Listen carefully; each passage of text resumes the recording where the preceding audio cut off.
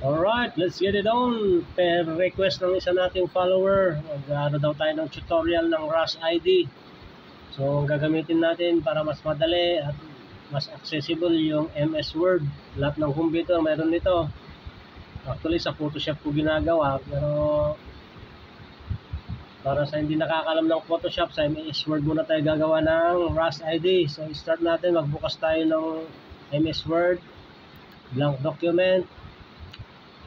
Then, i-layout na natin sa A4 size kasi A4 size ang lahat ng sizes ng photo paper. Yan, A4 size na. So, then, i-ayos na natin yung indentation. Pa-exceed lang natin. Yan, para kumasya yung package na gagawin natin mamaya. So after that, puntan na natin yung file na gagawin natin. O may kunwari sa ito, may dinownload na akong picture ni Marian. Yan ang magiging model natin. So kakopy lang natin siya sa Word. O, right click, o, copy, o kaya Control C. Tapos punta tayo sa Word.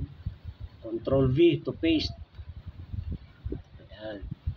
So pag andyan na tayo, i-right click natin siya. Wrap text, tapos behind text. Kaya natin nira-wrap text para maigalaw-galaw natin siya. Okay? Then, right click ulit. Isa-size na natin sa 2x2. Size and position. Click mo yung size and position. I-uncheck mo lang tong lock aspect ratio. Para pag binago mo yung size, hindi susunod. So, ang size ng 2x, ang gagawin natin ay 2x2, 2 inches by 2 inches. Click, okay. So, yan na din yung 2x2 natin. So, i-right click ulit natin, format picture. Lalagyan lang natin ng guhit sa gilid-gilid para madaling mag-cut mamaya. So, sa format picture, punta tayo sa line. Yan, line. Solid line.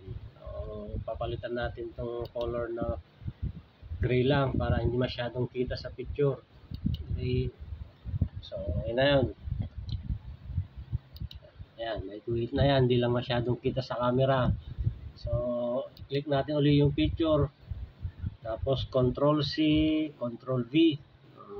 Kahit ilang Control V kung ilang picture ang gagawin.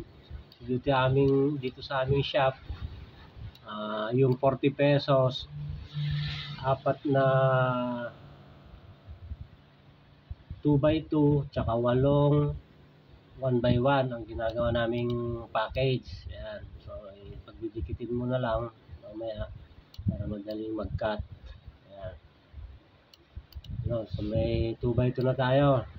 Magagawa tayo ng 1x1. Control C, Control V uli para makopy natin yung image.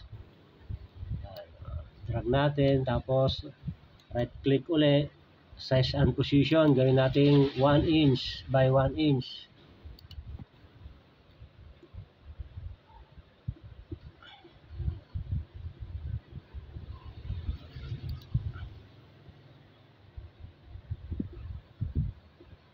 Click OK. Yan, may 1x1 na tayo. So, ganun ulit. Copy tayo ng marami. Control C and Control V. Copy paste po yun. Control C. Yan.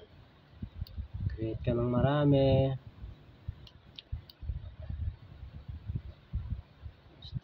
Dikit na lang para madaling mag-cut.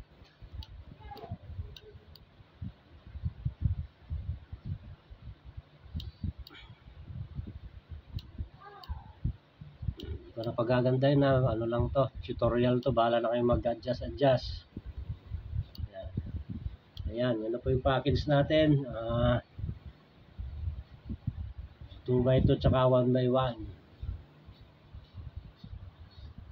So yan lang po. Thank you for watching.